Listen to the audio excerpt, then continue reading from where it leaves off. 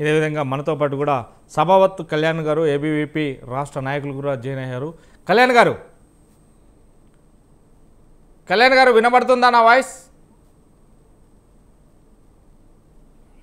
మీరు అన్మ్యూట్ చేయండి, మీట్లో ఉన్నట్టుంది, మీరు ఫోన్ అన్మ్యూట్లు చేయండి. వాయిస్ వినబడుతుందా? వినబడుతుందండి, అన్మ్యూట్ చేశాను. ఎస్.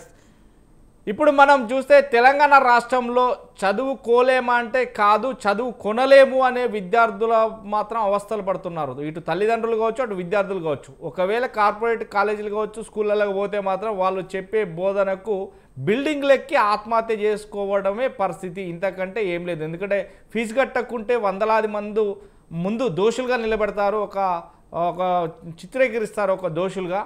అలాంటి పరిస్థితులలో పరువు పోయి విద్యార్థులు ఆత్మహత్యలు చేసుకోవడం ఎన్నోసార్లు చూసాం. ఫ్యాన్లకు గురేసుకోవడం, లేదంటే బిల్డింగ్ల మీదకి దురికి చనిపోవడం కాలేజీలలో, స్కూళ్ళలో కావచ్చు. ఇలాంటి పరిస్థితుల నేపథ్యంలో చదువు ఎందుకు కొనలేకపోతున్నారు, చదువు ఇవ్వలేకపోతుంది ఈ గవర్నమెంట్ అనే దాని మీదనే ఈరోజు మీడియా డిబేట్ అండి. అసలు పరిస్థితులు ఎందుకు ఇలా తయారయ్యాయి, తల్లిదండ్రులు చేసిన లోపం ఏంటి, గవర్నమెంట్ చేసిన పాపం ఏంటి? నమస్తే అండి, ప్యానల్ ఉన్న మిత్రులకు, మీకు స్వతంత్ర యాజమాన్యానికి ప్రత్యేక ధన్యవాదాలు తెలియజేస్తున్నాను ఇంత మంచి డిబేట్ నిర్వహించినందుకు. మనం ఈ రోజు కనుక చూసుకుంటే గత పాలకులు ఏదైతే 10 సంవత్సరాలు పరిపాలించడంలో తెలంగాణ రాష్ట్రం సిద్ధించినాక వాళ్ళు మొదటగా తిరుపతి రావు కమిటీ అని నియమించి ఆ కమిటీ ఇచ్చిన నివేదికను నామమాత్రంగా పరిశీలించి ఆ కమిటీ యొక్క నివేదికను పక్కన పెట్టడం జరిగింది. ఆ కమిటీ ఇచ్చిన నివేదికలో దాదాపుగా 300 పైగా పేజీలతో లిఖించబడి ఆ కమిటీ సుదీర్ఘకాల 2.5 సంవత్సరాలు కష్టపడి ఆ కమిటీ ఇస్తే దాన్ని అప్పటి పాలకులు పట్టించుకోలేదు. అప్పటిక పాలకులు కాలయాపనలో భాగంగా మళ్ళీ మంత్రుల కమిటీ అని హరీష్ రావుని కావచ్చు, కేటీఆర్ ని కావచ్చు, లేకుంటే అప్పుడు విద్యాశాఖ మంత్రి అయిన మన సబితా రెడ్డిని కావచ్చు, ఈ ప్రతి ఒక్కరిని యాడ్ చేసి ఆ కమిటీని ముందుకు తీసుకెళ్లే ప్రయత్నం చేసింది. కానీ ఆ కమిటీ గిట్ట కాలయాపన చేసుకుంటూనే మేము అది చేస్తాము, ఏదైతే ప్రభుత్వ పాఠశాలలను మేము కట్టుదిట్టం చేస్తాము, ఏదైతే ప్రైవేట్ పాఠశాలలు ఉన్నాయో వాళ్ళ ఫీజులను తగ్గించే నియంత్రణలో భాగంగానే ఈ కమిటీలన్నీ నియమించి మేము ముందుకు వెళ్తున్నామని గత పాలకులు ఉదరగొట్టే ఉపన్యాసాలు ఇచ్చుకుంటా రాష్ట్రాన్ని ఆ విధంగా 10 సంవత్సరాలు వాళ్ళు ఎల్లదీసే కాలం నడిచింది. ఏదైతే ఈ ప్రభుత్వం వచ్చిందో రేవంత్ రెడ్డి గారు ఏం చెప్పారంటే, మేము వచ్చినాక విద్యా వ్యవస్థను పటిష్టం చేస్తాను, ఏదైతే సర్కారు బడులను కార్పొరేట్ స్థాయిలో ముందుకు తీసుకెళ్తాను, సాంకేతిక విద్యను అందిస్తాను, శాస్త్రీయబద్ధంగా ఉండే విద్యను అందిస్తానని ఏదైతే రేవంత్ రెడ్డి గారు మొదటి నుంచి చెప్పుకుంటూ వచ్చిరో ఈ రాష్ట్రంలో కావచ్చు మనం చూసుకుంటే ప్రైవేట్ పాఠశాలలు కావచ్చు, ప్రైవేట్ కళాశాలలు కావచ్చు, విచ్చలవిడిగా రాష్ట్ర ప్రభుత్వం కమిషన్లకు కకృతి పడి వాళ్ళకు ఎంత స్థాయిగా ఫీజులు పెంచుకునే అనుమతులు ఇచ్చినట్టు మనకు తెలుస్తున్న ఈ రోజు మనం చూడొచ్చు. విద్యా వ్యవస్థలో కావచ్చు, అయితే స్వయాన రాష్ట్ర ముఖ్యమంత్రి అయినా వారి దగ్గరనే మనము విద్యాశాఖను ఎంచుకోవడం కానీ, ఏదైతే విద్యాశాఖ మంత్రిని నియమించకపోవడం కావచ్చు, ఏదంటే ఈ కాలంలో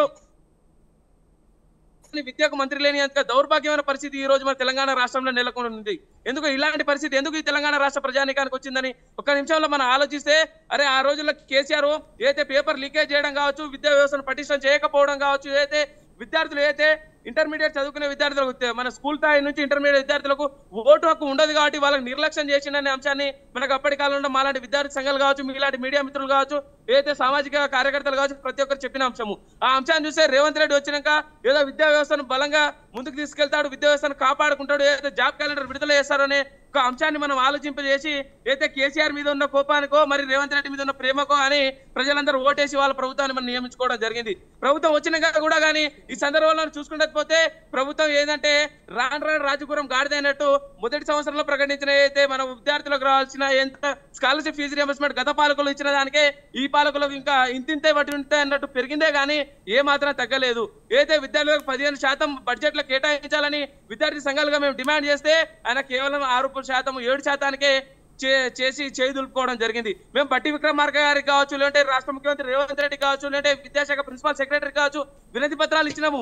ఈ సందర్భంలో ఈసారైనా 15% నిధులు పెట్టాలి, మాలాంటి బడుగు బలహీన వర్గాల విద్యార్థులకు చదువుకు దూరం చేయొద్దు, వాళ్ళు చదువుకొని పై స్థాయికి అయితే వాళ్ళే ఈ దేశ భవిష్యత్తు అనే అంశాన్ని మేము క్లియర్ కట్ గా వాళ్ళకి చెప్పినా గానీ వాళ్ళు నిమ్మకి నీరెత్తనట్టు, ఏదైతే దున్నపోతు మీద వర్షం పడ్డట్టు వాళ్ళ ప్రవర్తన ఉండడం ఇది చాలా సిగ్గుచేటు అని చెప్పుకోవచ్చు. ఈ సందర్భంగా స్వతంత్ర టీవీ సందర్భంగా నేను ఏం తెలియజేస్తున్నా అంటే, రాష్ట్ర ముఖ్యమంత్రి గారిని కొంచెం సిగ్గుండి బయట తిరుగుడు కాదు, నువ్వు 150 సార్లు ఢిల్లీకి పోడు కాదు, ఇక్కడ విద్యా వ్యవస్థను ఏం పటిష్టం చేస్తున్నావు అనే అంశాన్ని నువ్వు ఆలోచించాలి.